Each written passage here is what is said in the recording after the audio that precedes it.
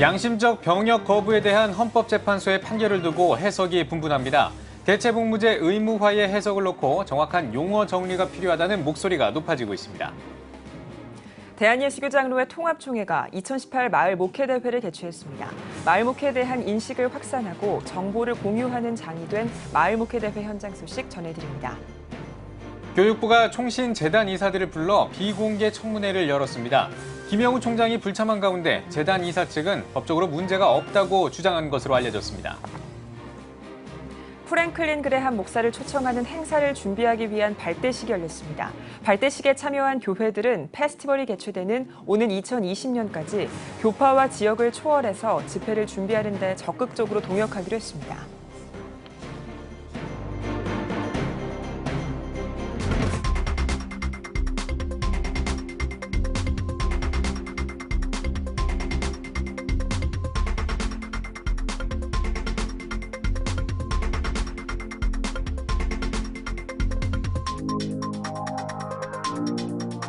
시청자 여러분 안녕하십니까? 7월 3일 화요일 CTS 뉴스입니다. 지난 6월 28일에 헌법재판소가 양심적 병역 거부자를 형사처벌하는 병역법 조항에 대해 7년 만에 다시 합헌을 선고했습니다. 하지만 대체복무제를 규정하지 않은 조항에 대해서는 위헌 판결을 내면서 이에 대한 해석이 분분한데요. 우려의 목소리가 높습니다. 보도에 박세현 기자입니다. 지난달 28일 헌법재판소는 양심적 병역 거부자를 형사처벌하는 병역법 제88조 1항에 대해 합헌 결정을 내렸습니다. 헌재는 이에 대한 근거로 병역 거부는 양심의 자유를 제한하는 근거가 되는 다른 공익적 가치와 형량할 때 결코 우선적으로 보호받아야 할 보편적 가치를 가진다고 할 수 없다라고 밝혔습니다. 이에 대해 교계 관계자들은 일단 안도의 한숨을 내쉬었습니다.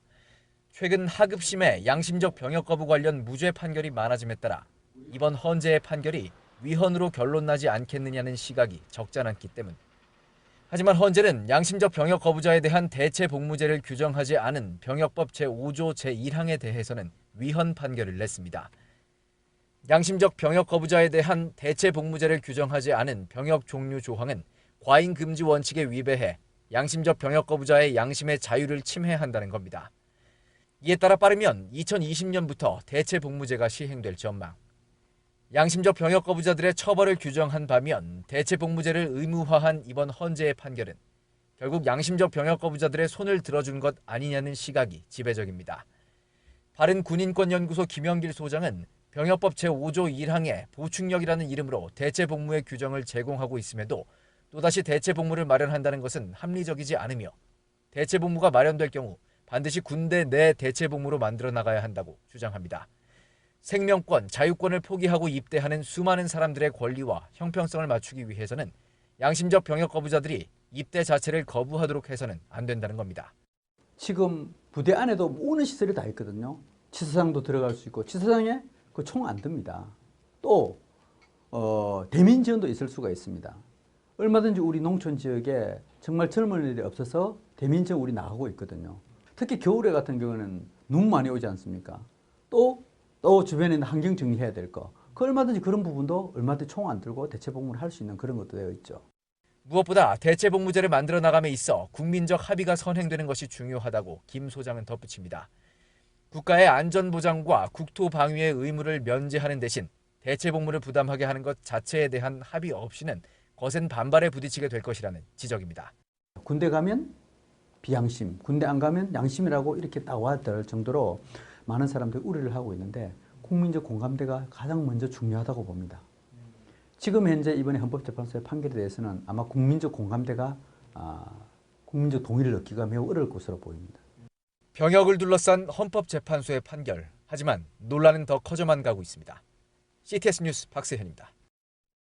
대한예수교장로회 통합총회가 마을 목회 결과를 총정리하는 2018 마을 목회 대회를 개최했습니다. 마을 목회에 대한 인식을 확산하고 정보를 공유하는 자리가 됐습니다. 유현석 기자입니다. 2018 마을 목회 대회가 대한예수교장로회 통합총회 주최로 열렸습니다. 예장 통합총회 102회기 주제 사업인 마을 목회의 실천 경과를 검토 분석하고 마을 목회의 지속성을 높이기 위해 대회를 개최한 것. 예장 통합총회 최기학 총회장은 한 회기 동안 권역별 마을 목회 세미나를 통해 전국 노회와 교회, 마을 목회에 대한 인식이 확산됐다며 그동안 진행된 마을 목회의 성과를 교단 내에서 평가하고 점검하는 시간이 필요하다는 인식 아래 대회를 준비하게 됐다고 배경을 설명했습니다. 마을을 살려야 교회가 살고 셋강이 살아있어야 큰 강도 될 수 있는 것처럼 작은 교회가 살아야 큰 교회도 살고 큰 교회의 모판이 되지 않습니까? 마을 목회, 이것은 우리 교단뿐 아니라 한국 교회가 앞으로 나가야 될 방향이다. 개회식 이후 마을 목회 공모사업 시상식이 열렸습니다. 특별히 마을 목회 각 노회에서 시찰별로 선정한 마을 목회 시범교회를 대상으로 지역 공동체 형성을 위한 지역 주민 참여형 우수 프로그램을 미리 공모한 5개 교회를 선발해 시상했습니다. 농촌 지역의 일자리 창출과 지역 경제 활성화에 기여하고 있는 신실한 교회, 시설 운영, 문화교실, 이주민 사역을 운영한 한남제일교회, 영주노회 농어촌 선교부, 예전교회, 우암중앙교회가 수상의 영예를 안았습니다. 저희들이 커피를 팔아드리고 그걸로 인해서 선교하는 거고 또 지역사회와 이렇게 늘 함께해서 전도의 목적으로 계속 함께 나가고 있고 가장 또 중요한 거는 뭐냐면은 일거리 창출입니다. 마을 목회 토크 콘서트도 진행됐습니다. 지역사회와 협력, 농촌형 교회, 도시형 교회, 선교 신학 등을 주제로 현장의 마을 목회 사역자들이 패널로 참석해 마을 목회 시범교회 세미나, 교회 탐방 등을 통해 진행된 주제 사업을 평가하고 마을 목회의 방향성을 고민했습니다. 또한 이주민, 카페, 작은 도서관, 협치, 사회적 경제, 문화운동, 작은 교회, 마을 목회와 네트워크, 생명운동 등을 주제로 마을 목회 100인 토론회, 종합 토론이 열려 마을 목회의 현재와 미래를 진단했습니다. 교회 바깥의 지역이 단순히 세상이 아니라 하나님이 사랑하시는 현장, 또 하나님이 일하시는 현장, 교회를 보내신 교회 선교 현장으로 인식을 하고 예장 통합총회는 2022년까지 마을 목회 활성화를 위해 경년으로 마을 목회 대회를 개최하면서 마을 목회 모범 사례를 발굴하고 마을 목회 신학의 발전을 모색할 계획입니다. CTS 뉴스 유현석입니다.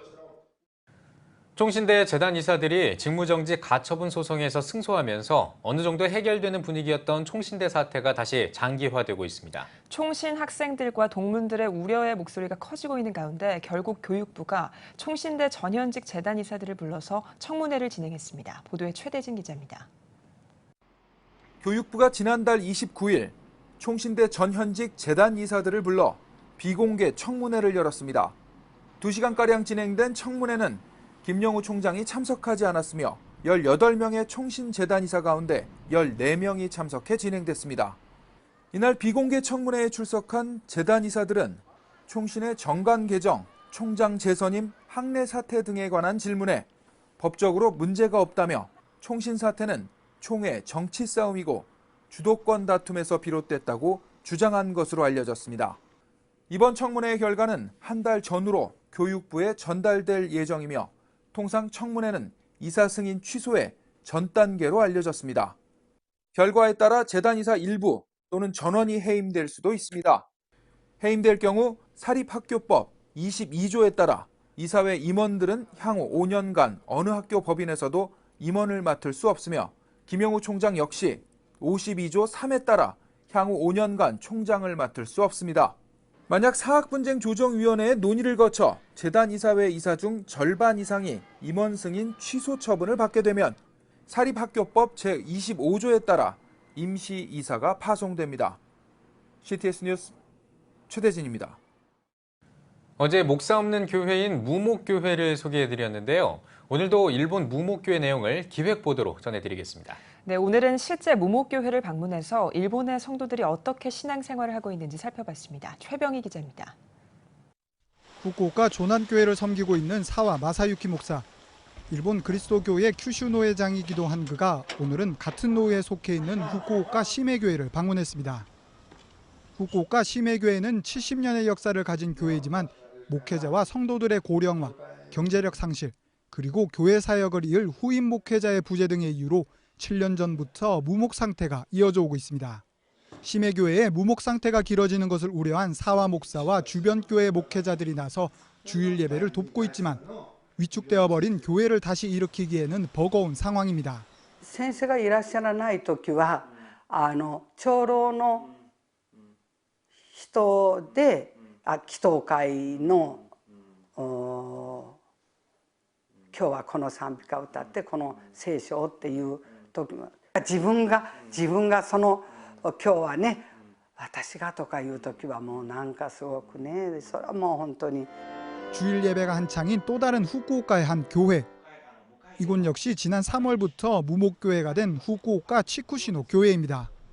무목이 된 지 비교적 짧은 기간임에도 불구하고 교인들의 이탈이 가속화되고 있는 데는 지난 몇 년간 이미 수차례 무목을 경험하며 교인들의 피로감이 커졌기 때문입니다. 뿐만 아니라 더 큰 문제는 시간이 갈수록 후임 목회자를 청빙하는 것이 거의 불가능해지고 있다는 것입니다. 経済的なこともですね結構大きいんですね。もう本当に最低限度のね社技で、使えてくださる方しか現実にはで 이러한 교회가 늘어나면서 큐슈노에를 비롯한 현지 교회들은 교단 차원에서 여러 대책들을 마련하고 있지만 근본적인 문제를 해결하지 못하는 답답한 상황이 이어지고 있습니다. そういう無牧の教会に対して何とか説教者をね送ろうということで模索はしているけれども、なかなかこう根本的な解決にはならない。来ていただきたい気持ちは本当に皆さん持ってるけどもその来ていただいた先生を経済的とかいろんな生活とかを私たちが支えることができるかっていうことになるともう 무리よねっていう感じです. 일본 교회를 위협하고 있는 무목교회 현상. 미약하나마 지켜오던 일본 교회의 신앙과 유산을 이어줄 대안 마련이 시급한 상황입니다. CTS 뉴스 최병입니다. 2020년 프랭클린 그라함 전도 집회를 본격적으로 준비하는 서울 경기 지역 발대식이 열렸습니다. 대회장 이영훈 목사는 2020 프랭클린 그라함 페스티벌은 한국 교회를 과시하는 대형 집회가 아닌 믿지 않는 사람들도 참여해 예수님의 복음을 듣고 결신하도록 돕는 전도 집회라면서 전도의 열정이 회복되도록 교파와 지역을 초월해 협력해 줄 것을 요청했습니다. 이어 프랭클린 그레함 아시아 총괄 디렉터 체드 해몬드 박사는 지난 몇 년 동안 한국교회 지도자들과 만나 한국에서 전도 집회를 어떻게 개최할지 기도해 왔다면서 이번 집회를 통해 한국은 물론 전 세계적으로 복음이 전해지는 기회가 되길 바란다고 전했습니다. 한편 발대식에 초청된 서울과 경기 지역 교회들은 이번 전도 집회 동역 교회로서 집회 홍보를 비롯해 인적 자원을 제공하는 등 적극 협력하기로 했습니다. 세계적인 개혁주의 신학자로 평가받고 있는 전 총신대 신학대학원장 서철원 박사의 교의 신학 전집 출판 감사예배가 열렸습니다. 예배에서 설교를 전한 소강성 목사는 서 박사를 만나서 견고한 개혁신학의 기초와 사상을 체득할 수 있었다면서 교의 신학을 출판하게 된 것은 서 박사 개인의 보람이자 우리의 자랑이고 자산이라고 강조했습니다. 예장합동 전계현 총회장과 대성교회 서기행 원로 목사 등이 격려사와 축사를 전했으며 서철원 박사에게 헌서를 전달했습니다. 이어 답사를 전한 서철원 박사는 한국교회가 복음 선포로 돌아가길 염원했고 현대신학의 공격으로부터 전통적인 신학과 신앙을 지켜나가야 한다는 마음으로 이 책을 썼다고 밝혔습니다. 틈틈이 읽으셔서 설교에 도움이 되고 그래서 한국의 강단에서 예수 그리스도의 인격과 구원사역이 선포되어 한국교회가 새로워지고 한국사회가 새로워지며 그래서 한국에 두신 하나님의 구원 경륜의 뜻이 다 이루어지는 일이 이루어지기를 바랍니다. 서철원 박사의 교의 신학은 신학서론과 하나님론, 인간론과 그리스도론, 구원론과 교회론, 종말론 등 총 7권으로 구성됐으며 개혁신학의 입장에서 체계화한 조직신학 저서로 평가받고 있습니다. CTS 기독교TV가 기독문화 사역의 일환으로 이스라엘 성지순례를 진행하고 있습니다. 성지순례 기간 동안 60여 명의 참가자들은 이스라엘 예루살렘과 갈릴리, 사해와 여리고, 사마리아 지역 등 성경에 등장하는 주요 장소들을 방문해 성지의 가치와 성경성 역사를 알아보게 됩니다.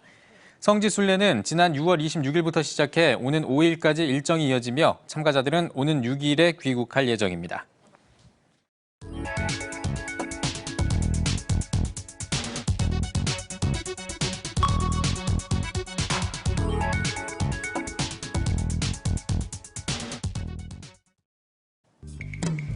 성도 여러분과 함께 만드는 뉴스, 내 손 안의 TV 클릭 뉴스입니다.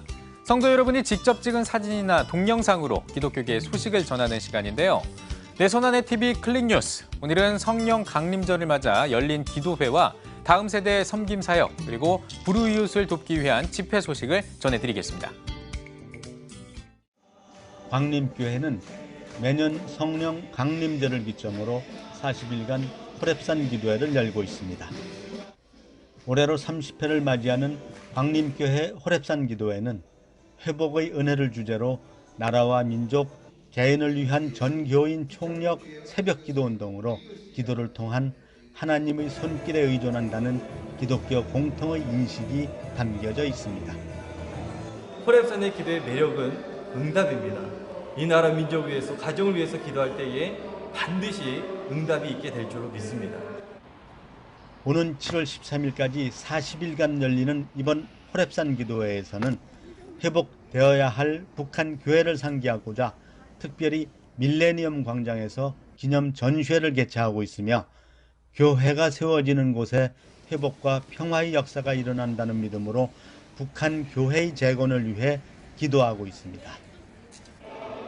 한때 동방의 예루살렘이라 불릴 만큼 북한 지역에는 평양을 중심으로 약 2천여 개의 교회가 있었는데 일제강점기와 공산치하, 한국 전쟁을 거치면서 모든 교회가 거의 파괴되었습니다.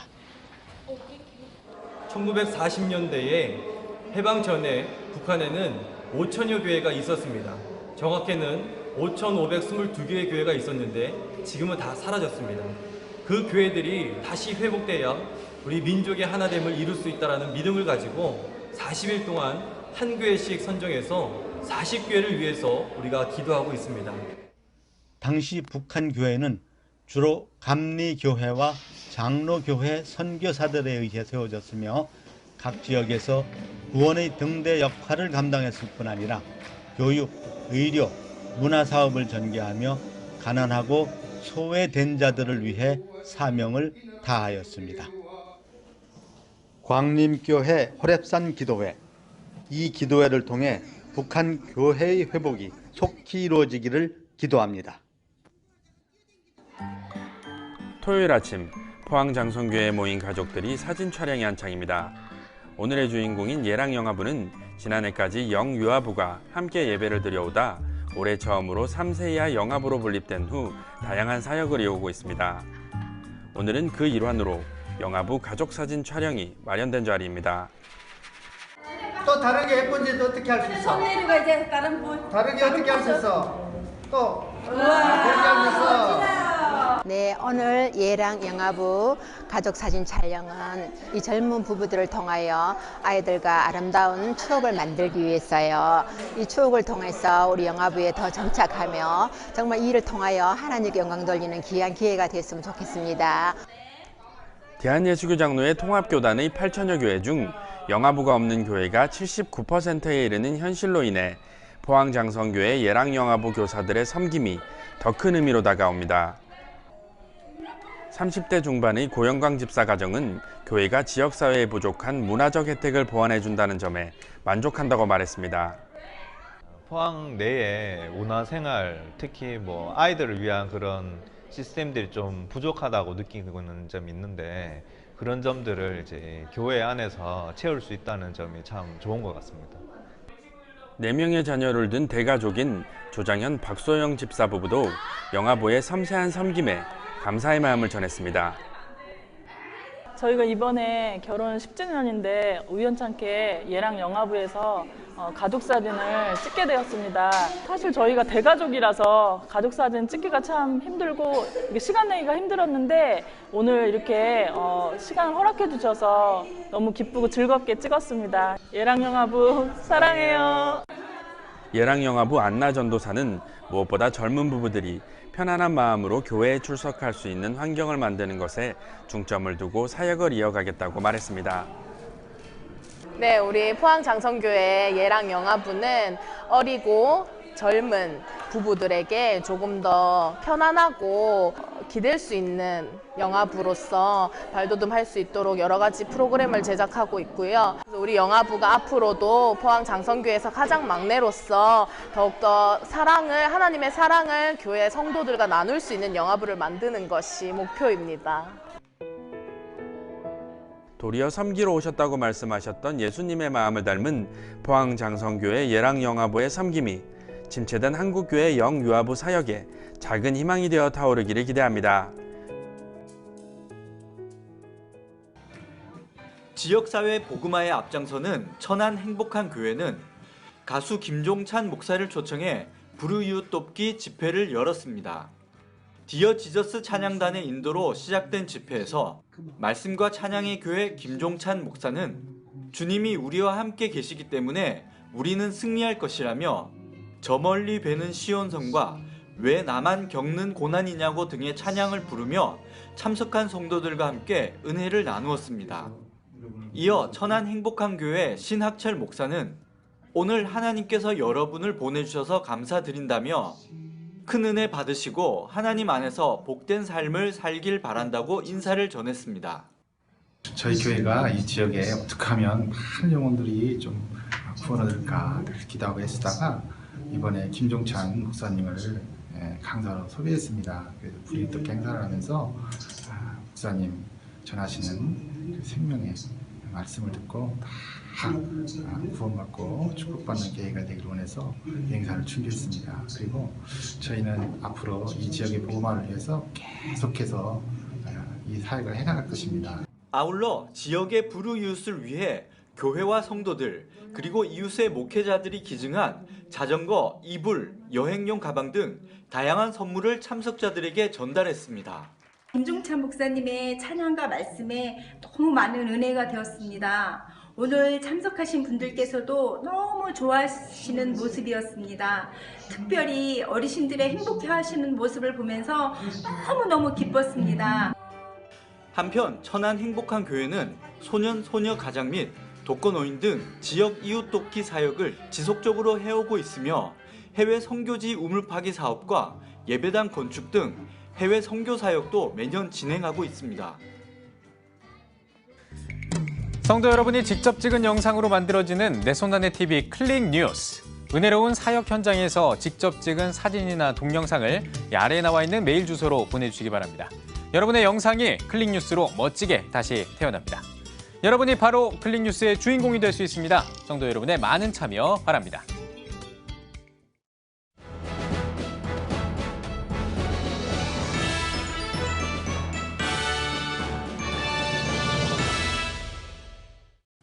전국 각 지역별 네트워크 뉴스입니다. 창원시장 허성무 집사 당선 감사예배가 열렸습니다. 당선 감사예배는 교계 지도자 100여 명이 참석해 허성무 집사의 창원시장 당선을 축하했습니다. 창원시 기독교연합회장 김성권 목사는 설교에서 권력을 사유화하려는 유혹에 빠지지 말고 주님의 뜻을 물어 주님께서 주시는 응답에 반응하는 시정을 펼치길 기대한다고 전했습니다. 이어 허 시장이 출석하는 회원 동부교회 이상택 목사가 성경을 전달했습니다. 순천 쉴만한 교회가 교회 창립 21주년을 맞아 새가족 정착 전략 세미나를 열었습니다. 세미나에서 교회 비전연구소 대표 김종석 목사는 교회에서 전도만큼 중요한 것은 새가족의 정착이라며 이들의 눈높이에서 바라보고 이해하고 소통한다면 새가족 정착률은 높아질 것이라고 전했습니다. 한편 1997년 창립된 순천 쉴만한 교회는 오직 예수, 오직 복음을 기치로 지역사회 발전을 위한 봉사와 국내외 선교에 힘쓰고 있습니다. 하늘샘 국제기독학교가 제1회 졸업식을 순천 하늘샘교회에서 열었습니다. 졸업생과 학부모, 학교 관계자 300여 명이 참석한 졸업식에서 이사장 오영재 목사는 혼탁한 세상에서 성경적 가치관으로 무장해 세계 비전을 품고 하나님 나라를 확장시켜가는 위대한 주역이 되길 소망한다고 격려하며 졸업생 11명에게 졸업장을 수여했습니다. 한편 하늘샘 국제기독학교는 2014년 설립돼 지혜와 지성, 인성과 영성을 교육 목표로 기독인재 양성에 주력하고 있습니다. 충북 청주시에 있는 오창교회가 창립 100주년 기념 음악회를 열었습니다. 음악회에 앞서 오찬교회 엄주성 목사는 하나님께서 지역을 사랑하셔서 100년 전에 교회를 세우시고 지금까지 수많은 영혼들이 복음을 듣게 하셨다며 음악회를 통해 하나님께 감사와 영광을 돌려드리는 시간 되길 바란다고 전했습니다. 이어진 음악회에선 하랑 퓨전 클래식 연주팀이 하나님의 은혜와 거룩한 성을 비롯해 성악곡과 국악 연주 등 11곡을 연주하며 다양한 무대를 선보였습니다. 또한 60명이 넘는 단원들로 구성된 CTS 청주 합창단이 특별 출연해 음악회를 더욱 다채롭게 했습니다. 한편 오찬교회는 1918년 7월 10일에 창립됐으며 오는 8일에는 창립 100주년 기념 감사 예배와 임직식 그리고 은퇴식을 가질 예정입니다. 청주 상당교회가 2018 중보기도 세미나를 열었습니다. 상당교회 이근우 부목사의 인도로 진행된 마지막 날 세미나에서 안광복 목사는 이번 중보기도 세미나를 통해 교회 기도 일꾼들이 일어나고 응답되는 체험들이 많아지길 바란다고 말했습니다. 강사로 나선 기도는 죽지 않는다의 저자 박현숙 사모는 간증을 통해 중보기도라는 사역은 중보기도자 되신 예수님의 일을 계속하는 것이라며 곧 우리가 예수님의 동역자라는 사실을 잊지 말고 포기하지 않는 사랑으로 계속 기도하자고 당부했습니다. 서원경교회가 CCM 가수 강찬과 남궁송옥을 초청해 감사로 드려지는 예배를 드렸습니다. 새성전 리모델링 후 처음으로 드리는 예배에서 서원경교회 황순환 목사는 구원이란 것은 하나님을 내 중심에 모시는 것이라며 마음과 뜻을 다하고 힘을 다해 하나님을 사랑하는 신앙생활을 하길 바란다고 말했습니다. 지역 주민들을 초청한 축제에서는 CCM 가수 남궁송옥과 강찬 목사의 간증을 비롯한 합동 콘서트가 진행돼 참석자들의 많은 호응을 얻었습니다. 성전을 새롭게 단장하고 처음 오늘 드려지는 예배, 하나님 앞에 감사한 마음이 너무 커서 이 감사를 우리만 나눌 수 없어서 이웃과 함께 하나님을 감사하고 찬양하고자 이런 행사를 준비했습니다. 서원경교회는 최근 지역사회와 함께 숨쉬며 선교를 활성화하기 위해 노후화된 성전을 새롭게 리모델링하고 다양한 선교 프로그램을 통해 지역 선교에 앞장서고 있습니다. 한국교회 주요 정통교단에서 2단으로 규정하고 있는 기독교 유사단체인 신천지가 풍동 물류센터 건물을 매입하고 종교시설로 용도를 변경하는 것에 반대하는 집회가 열렸습니다.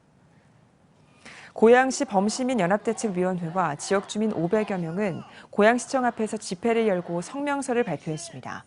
고양시 범시민연합대책위원회는 성명서를 통해 고양시 신천지 종교시설 용도 변경을 불허할 것을 고양시장과 건축심의위원회에 요구했으며 이날 집회에 참여한 지역 학부모들의 반대 입장을 담은 탄원서를 고양시청에 전달했습니다. 고양시 범시민연합대책위원회와 지역 주민들은 지난 3월부터 전국 신천지 피해자 연대와 함께 주민설명회와 건축 반대 서명운동, 궐기대회 등 반대 집회를 꾸준히 전개해오고 있습니다. 또한 신천지가 매입한 일산 풍동에 있는 신곡 물류하우스의 용도 변경 신청은 고양시 건축심의위원회 회의 결과 부결됐습니다. 대면교회 설립 10주년 기념 부흥성회가 CTS 기도운동협의회 주관으로 진행됐습니다. 3일 동안 진행된 성회 마지막 날 강사로 나선 CTS 기도운동협의회 대표회장 김재선 목사는 대면교회가 하나님께 부름받은 거룩한 사명을 기억하고 생명을 구원하는 하나님의 은혜가 넘치는 복된 교회가 되길 바란다고 전했습니다. 이어 지역 복음화와 교회 성장을 위한 특별 기도 시간을 가졌으며 CTS 영상선교 사역 후원을 위한 100만인 약정 시간도 진행됐습니다. 잠시 후 뉴스 더보기 시간에는 최근 이슈가 되고 있는 양심적 병역 거부 합헌 판결과 대체 복무제 도입에 대한 이야기를 나눠보겠습니다. 오늘은 바른군인권연구소 김영길 목사님과 함께하겠습니다. CTS 뉴스 잠시 후에 뵙겠습니다.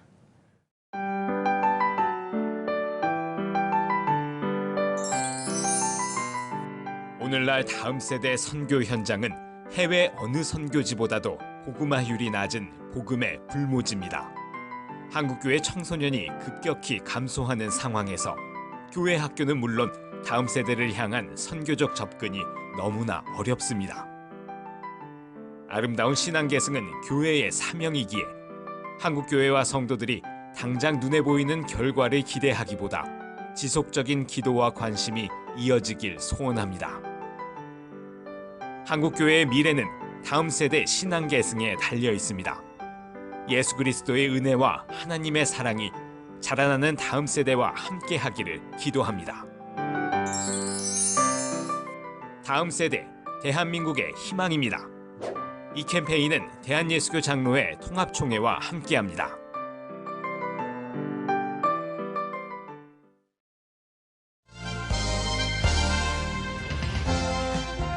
여러분은 지금 CTS 뉴스를 시청하고 계십니다. 네, 지난달 28일에 헌법재판소가 대체복무제 도입 가능성을 제시했습니다. 이번 판결에 대해 찬반 논쟁이 뜨거운 상황인데요. 네, 오늘 뉴스 더보기 시간에는 바른군 인권연구소 김영길 목사님과 함께 이번 판결과 대체복무제 그리고 한국교회 대응 방안을 주제로 이야기 나누겠습니다. 목사님 안녕하십니까? 네, 목사님 반갑습니다.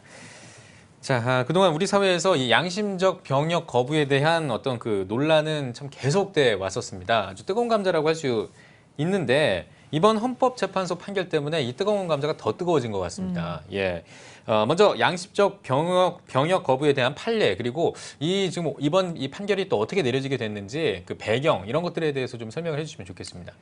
예, 먼저 이번 헌법의 판결은 병역법 88조에 나와 있죠. 예. 정당한 이유 없이 군대 안 가면 3년 이하의 징역에 처한다. 예. 그래서 누구나 다 군대 가는 문제였고 이건 당연한 결과로 받아들였습니다. 예. 2004년도와 2011년도에 그것은 당연히 그건 가야 되는지 하고 있었는데 예. 근본에 이 문제가 군대 안 가는 사람이 있었거든요. 예. 매년 한 700명 정도 있었는데 이게 계속 누적되다 보니까 지금 한 10,000여 명 정도가 전과자가 되고 군대를 거부하면서 이게 이제 사회 이슈화 문제가 되면서 예. 이번에 헌법재판소에서 군대 가지 않아도 된다.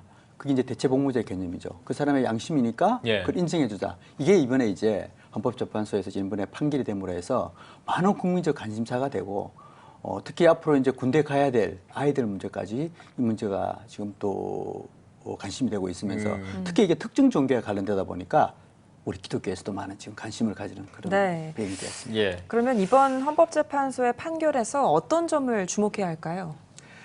먼저요. 이 병역 거부자 그 사람에 대해서는 처벌하는 것은 당연하다. 예. 헌법상에 병역의 의무가 주어져 있기 때문에 그 처벌하는 것은 당연하다. 예. 그게 병역법 88조 1항에 대해서는 합헌 판결을 내렸습니다. 네. 문제는 병역법 양심적 병역 거부라고 할 수 있는 그 사람들에게 대체복무제 개념이 없었기 때문에 예. 헌법재판소에서 대체복무제 개념을 도입하라고 이렇게 주문을 한 거죠. 예. 그런데 또 이번 헌법재판소의 판결 중에서 기존에 우리 병무청에서요. 아마 헌법재판소에서 그걸 보지 않았냐는 그런 생각이 드는데 예. 기존에 2016년 12월 20일 날 이 대체복무제 개념에 대해서 미리 설명을 하고 있었어요. 그래서 한번 헌법소에서 그걸 간과하지 않았나 싶은데 혹시 제가 좀 준비를 해왔는데 한번 보시겠습니까? 네. 여기에 보면 이게 병무청에서 만든 훈령제도입니다. 이게 보면 10항에 대체복무란 병역법 제5조의 제3호에 해당되지 않은 즉 현역에 해당되지 않은 사람들이 복무를 할 수 있다라고 이렇게 이야기를 하고 있어요. 그래서 기존 개념이 되어 있었는데도 이번에 헌법재판소에서 대체복무제를 도입하라는 그런 특징이 이번에 있었습니다. 예, 그렇군요. 그래서 참 거부를 처벌한다, 거부하는 걸 처벌한다. 이 합헌은 뭐 당연하다고 볼 수 있겠습니다만 이 대체복무제도 이것 때문에 이제 좀 논란이 되는 거 아니겠습니까? 그렇습니다. 자, 그리고 이제 양심적 병역 거부자들의 어떤 그 주장 중에 하나가 이 신성한 국방의 의무를 양심을 배경으로 거부를 한다라는 거잖아요. 근데 이 거부의 근거가 되는 이 양심이 사실 어떤 그 수치화된 것도 아니고 약간은 좀 모호한 개념이라고 볼 수 있을 것 같습니다. 이게 뭐 지금 사회적 합의가 이루어진 것도 아닌데 이 양심적 병역 거부다, 양심적이다라는 거를 판단하는 어떤 기준 같은 게 있을까요? 지금 어떻게 지금 이거를 보고 있나요? 그 양심이라는 그 말이 원래 종교에서 비롯되었습니다. 하나님이 우리 신이 창조할 때 가장 인간에게 준 고귀한 것이 양심이거든요. 그래서 과거에 보면 특정 종교, 뭐 메노나이트라든지, 그다음에 특정 종교, 여호와의 증인, 하나님의 제7일 안식교, 이 사람들이 자기의 양심에 대해서 이것 때문에 이제 양심이라는 말이 생겼어요. 그러니까 종교적 신념 때문에 이 양심이라는 말이 생겨가지고 예. 이것이 이제 종교하고 밀접되어 있는 거죠. 예. 그래서 이 양심에 대해서는 독일 헌법 같은데 아주 명확하게 잘 설명되어 있습니다. 물론 우리나라 헌법재판소에서도 이 양심이 내가 가진 어떤 특정한 이 양심에 대해서 내가 이걸 하지 않으면 심지어 뭐 죽음까지도 그걸 지키지 않으면 안 되겠다. 꼭 나의 가치관에 꼭 필요한 어떤 그런 게 대해서 양심으로 표현하고 있는데 독일 헌법에 있어서는 이걸 더 명확하게 설명하고 있습니다. 즉 신과의 나의 관계다. 내가 신하에게 어떻게 접근하고 내가 어떤 걸 가지고 있다는 그에 대해서 이제 헌법에서 정확하게 독일 헌법에서는 좀 설명하고 있어요. 자, 이것도 약간의 도표를 이렇게 준비되어 있는데요. 여기 보면 이 양심이란 독일 헌법재판소와 독일 헌법 제4조 3항에서 신과의 관계에서 자신이 상정하는 것이다. 이게 순수하게 양심의 표현입니다. 그래서 이 독일의 헌법 같은 경우에는 이 병력 거부 문제에서도 절대적 병력 거부가 있고 또 완전 병력 거부가 있고 두 가지로 나누고 있어요. 그래서 이 절대적 병력 거부는 총은 들지만은 살생을 거부하는 거 이걸 절대적 병력 거부를 하고요. 또 완전 병력 거부는 이때 자체를 거부하는 것을 이야기하는데 이 후자에 있는 완전 병력 거부에서는 인정하지 않고 있습니다. 네, 어쨌든 이거는 너희들이 사회에서 하는 문제지 그것은 종교하고 그거는 관련이 없다. 그래서 독일 헌법상에도 인정하지 않고 있다는 겁니다. 그래서 이 양심적 병력 거부라는 그 말은 더 구체적으로 또 세부적으로 따라보면 정확하게 하면 종교적 병력 거부이고 또 신념적 병력 거부라는 말이 정확하지 양심적 병력 거부는 독일 헌법에서도 인정되지 않고 어떤 세계적으로 통용되지 않고 있습니다. 그래서 누구나 다 공감하는 그런 사항이에요. 그러니까 용어가 양심인 거지 사실은 그 종교적인 이유로 거부하는 그렇습니다. 거네요. 양심적이라는 병력 거부 잘못된 거고 우리가 지금 혼용하고 있는 것도 국제사회에서 양심이라는 말을 그냥 단순하게 번역해서 적용하고 있을 뿐이지 그 실상은 종교나 신념적 병력 거부가 정확한 표현이 되겠습니다. 그렇군요. 어쨌든 헌재 이번 판결을 보면 양심적 병역 거부자들에 대해서 이제 대체 복무 도입의 가능성을 열어준 셈이 됐는데요. 빠르면은 오는 2020년부터 시행될 전망이라고 하는데 대체 복무제가 어떻게 이루어지는 건지 설명을 해주시죠. 네, 그래서 이제 대체 복무자라는 말은 아까 조금 전에 설명드렸듯이 병력법 88조 1항에 군대 안 가면 3년 이하의 징역을 처한다 보니까 많은 사람들이 이제 전과자가 되고 있는 거예요. 그래서 이 사람들에 대해서 왜 전과자로 만들 수 없지 않느냐, 젊은이들을. 그래서 군대 안 가고 다른 방법으로 복무할 수 있는 방법을 어떻게 할 수 있겠느냐. 이제 이 방법을 열어주자는 것이었죠. 그래서 뭐 예를 들어서 뭐 저 소록도 같은 데서 저 외진 곳에 가서 기간을 좀 길게 해가지고 그래서 병력을 대신 한 거로 해주자. 이 개념이 이제 대체 복무자라는 개념이죠. 그런데 우리나라에서는 실질적으로 이 대체 복무제가 많이 시행되고 있습니다. 예를 들어서요, 의무병 제도, 또 뭐 소방관 제도, 또 국위선양 같은 게 운동선수 어디 가서 메달을 따면 뭐 병력을 면제해 주는 거죠. 그 대신 이제 보충력으로 편입돼서 전시가 하면 물론 소집이 되겠지만 그런 문제, 또 중소기업의 문제, 또 전문 연구위원 이 전부 다 이 사람들이 대체 복무예요. 현역으로 하지 않지만은 다른 근무를 할 수 있는데, 근데 이 사람들은 자격이 있어야 돼요. 일정한 자격이 있어야 대체 복무를 할 수 있는 거죠. 그런데 이번에 이제 대체 복무의 그 특성은 그런 자격이 없는 사람은 그걸 어떻게 할 것이냐.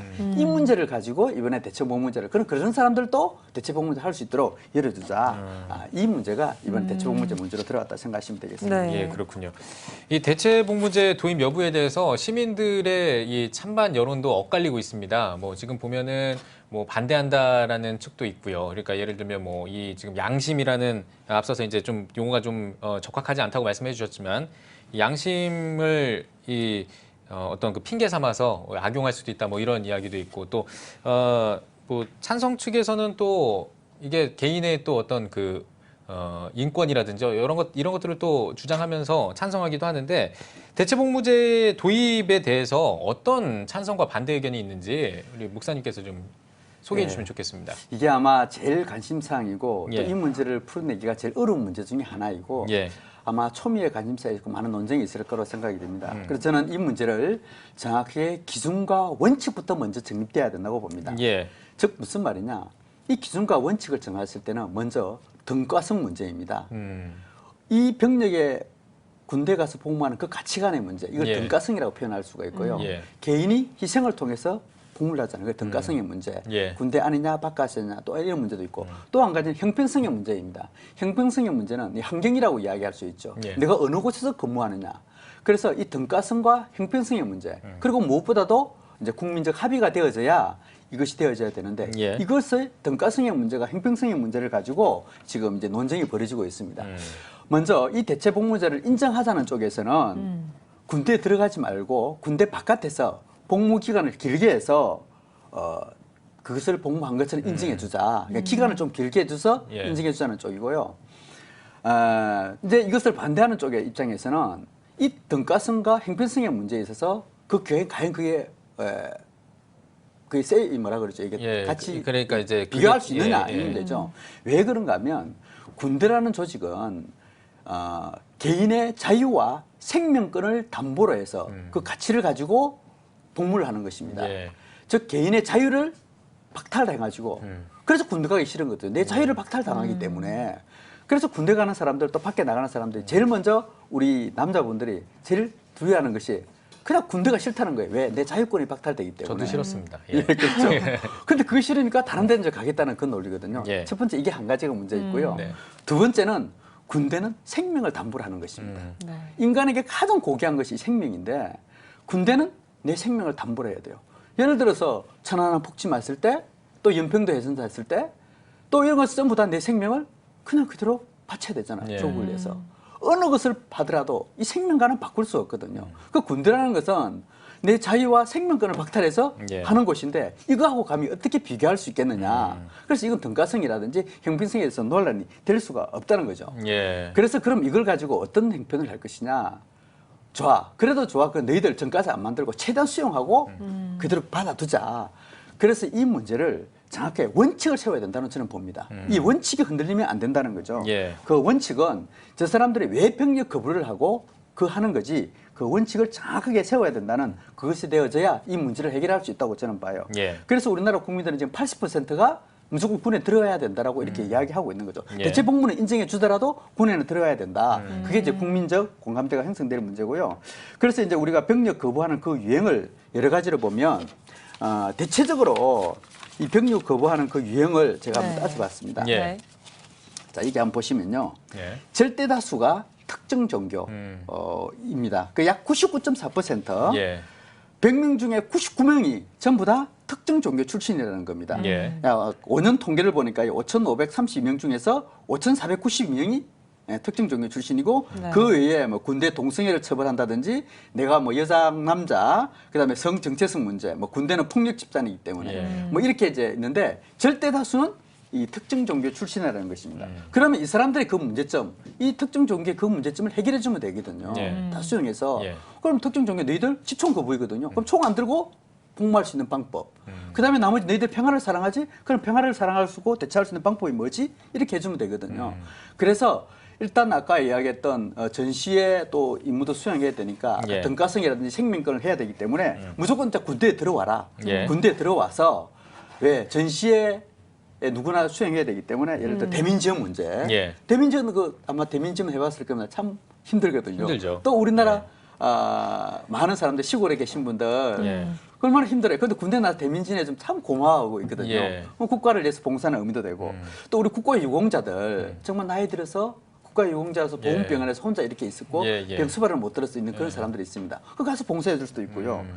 또 군 병원 내에 전후 수발하는 경우 예. 이제 군에서는 간호장교들이 전부 다 계급이 자기보다 높아요. 근데 예. 계급이 높은 사람부터 이 부담받으면 좀 부담스럽거든요. 예. 그러면 가서 동료로 가서 수발도 해주고 몸이 움직이지 못하니까 또 특히 만약에 평화를 사랑한다 그러면 이제 독일에서도 그런 경우가 있었는데요. 우리나라 같은 경우는 후전 국가로서 전쟁의 그 상원이 있습니다. 아직도 수십만 발의 지대가 그 묻혀 있어서 예. 그 농민들이 들어가 가지고 농사 짓다가 막 다치기도 하고 그래요. 예. 그러면 이 사람들 안전한 장구를 들어가서 그 지대 캐는 작업하면 와, 저 사람들 정말 평화를 사랑하구나. 국민적 공감대도 형성될 수 있을 예. 거 아니에요.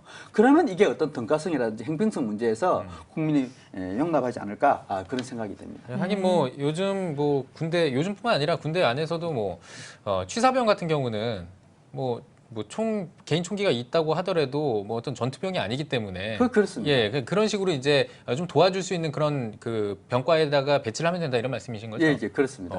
알겠습니다. 근데 또 한 예. 가지 또 특이한 것은 인권의 문제로도 접근하시는 분들이 있어요. 예, 그 예. 사람도 인권이 있지 않느냐. 예. 그것은 헌법에서 이야기하는 아까 이제 양심의 자유로 접근하는 것이 아니고요. 예. 그 사람들은 이제 사상의 자유로 접근합니다. 그 사람의 사상이 그렇기 때문에 인정해 주자는 논리인데요. 예. 이것은 최근에 이제 그 신무신론자들을 주장하는 사람들에서 나온 거예요. 그 예. 반전주의자, 예. 즉 평화주의자를 주장하는 사람들, 즉 에릭 히친스라든지 벤자민 헤린스라는 이런 사람들이 그 사람들의 소수 종교를 보호해주자.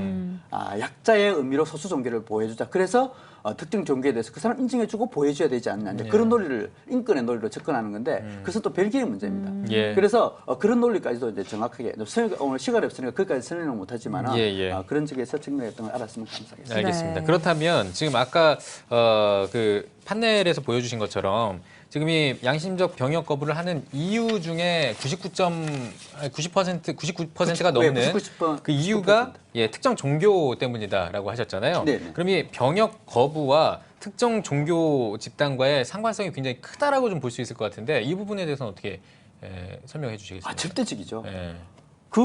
이제 우리 이번에 해결할 물 때 그냥 양심이라는 문제, 뭐 대체복무제 그 문제 어떤 해결할 때는 아까 제가 그랬지 않습니까? 왜 이것이 발생해야 됐지? 그럼 그 원인을 찾으면 정확하게 진단을 해서 우리가 대처할 수 있거든요. 그럼 특정 종교의 그 특징은 일단 총을 안 들겠다는 겁니다. 총을 안 들겠다는 건 총 안 들게 근무해주면 되거든요. 그러면 아마 이번 병력 문제, 대체복무제 문제는 그것만 해결되면 99%를 해결할 수 있는 그런 문제죠. 그래서 그런 문제로 좀 접근을 꼭 했으면 하는 그런 생각이 듭니다. 네, 알겠습니다. 그러면 이번 헌재 판결에서 이제 주목을 받게 된 양심적 병역 거부와 또 대체복무제를 두고 한국교회가 좀 어떤 역할을 해야 한다고 보십니까? 이제 한국교회 입장에서도 동창이 두 가지로 나뉘더군요. 한쪽에서는 그 사람도 불쌍하지 않느냐, 인정해줘야 된다. 이게 자유주의의 이제 신학자들. 그래서 신념적 병력 거부에 대해서는 인정해주자. 그리고 대체복무제도 kum박해서 해주자는 그런 입장이 있고요. 그다음에 정통주의, 좀 복음주의 신학자나 또 교회에서는 아니야, 그거 아니야, 인정 안 해주는 그런 쪽이 있는데요. 저는 이 문제를 한 영혼의 구원 문제하고 좀 직결돼서 이야기하고 싶습니다. 이거는 예수님을 어떻게 보느냐. 예수님은 우리를 위해서 이 땅에 오신 구세주의 입장 맞습니다. 이 세상을 위해서 우리를 사랑하시고 하나님께 직접 이 땅에 오신 그 세이브의 문제로 보느냐 아니면 로드의 문제로 보느냐로 접근했으면 싶어요. 정말 그 사람들을 우리 교회는 예수님이 오신 목적이 우리 한 영혼을 위해서 우리의 주인 되기 위해서 오셨는데 이 구원의 문제를 정확하게 접근하다 보면 이 문제가 해결될 것이라고 봅니다.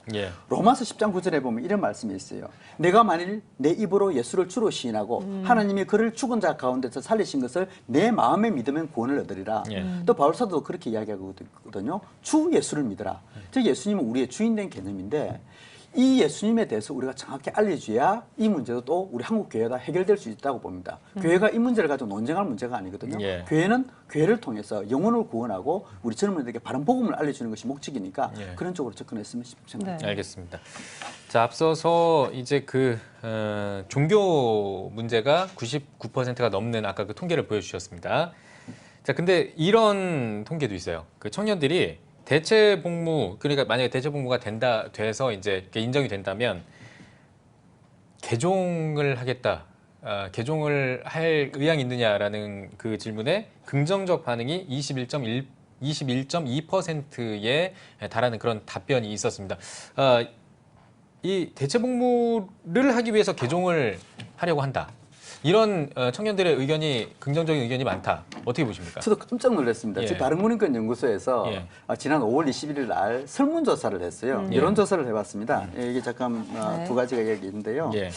여기에 보면 종교적 병력 거부에 대해서 반대한다는 의견이 80%, 그다음에 기타 또 나머지 12.5%도 어느 정도 당연히 해야 된다. 대체적으로 우리나라 국민들은 이 종교적 병력 거부에 대해서는 반대한데 또 그래도 그분들 불쌍하니까 대체복무에 대해서는 찬성한다. 아마 이게 헌법재판소가 이걸 가지고 아마 판결을 내는 것 같은데 특이한 것은 이 대체복무제를 도입했을 때 내 종교를 바꿔도 되겠느냐. 그렇게 하는 경우 전체 국민은 12.4%고요. 특히 19세에서 29세까지 당사자가 될. 그렇죠. 그 사람들 물어보니까요. 21.1%가 종교를 바꾸겠다 한 거예요. 저는 깜짝 놀랐습니다. 야, 이게 종교적 신념에 대해서 군대 가는 건 내 자유권을 박탈되는 것보다도 종교를 얼마든지 바꿀 수 있겠구나. 그래서 우리 젊은이들의 좀 보면 좀 씁쓸하게 됐는데 그러면 이걸 이 연령대에 속한 인구들을 따져보니까 한 150만 명이 되더라고요. 그럼 21%라니까 약 32만 명에서 35만 명 정도가 여호와의 특정 종교로 예. 내가 가겠다는 거예요. 예. 어마어마한 숫자죠.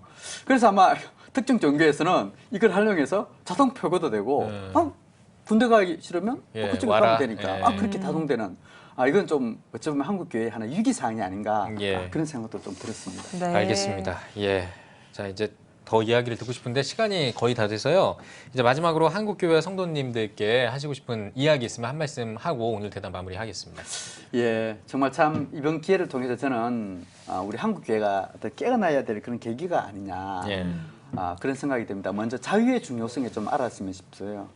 우리 수많은 젊은이들이 군대 가가지고 군대는 폭력 집단이 아닙니다. 예. 마지막 우리의 자유를 보장하기 위해서 전쟁을 대비하고 평화를 지키기 위한 집단이 군대 집단이거든요. 예.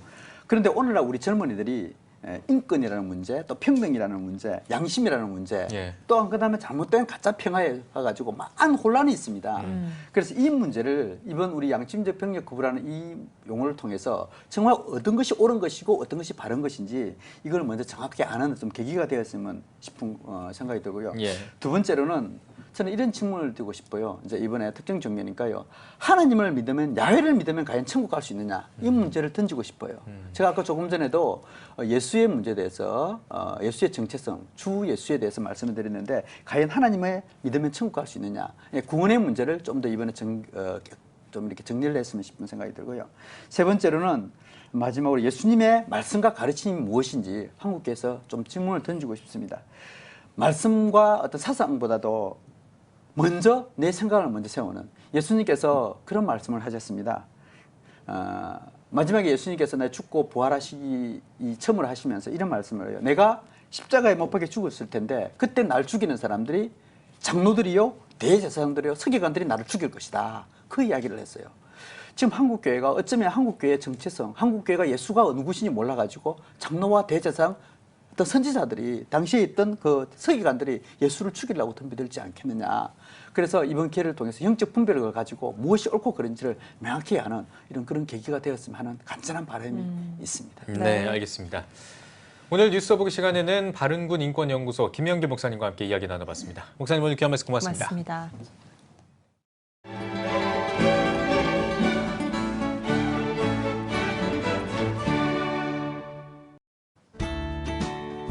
내일은 전국에 구름이 많겠습니다. 아침 최저기온은 21도에서 24도, 낮 최고기온은 24도에서 31도가 되겠습니다. 주간 날씨 예보입니다. 장마전선의 영향으로 5일은 남부지방, 6일은 전남과 경남, 5일부터 7일까지는 제주도, 9일은 중부지방에 비가 오겠습니다.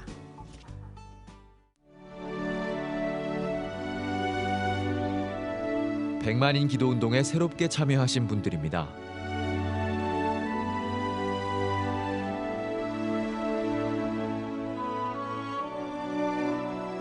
백만인 기도운동을 통해 보내주신 후원금은 국내는 물론 전 세계를 향한 CTS의 영상 선교 사역을 위해 소중하게 쓰이고 있습니다.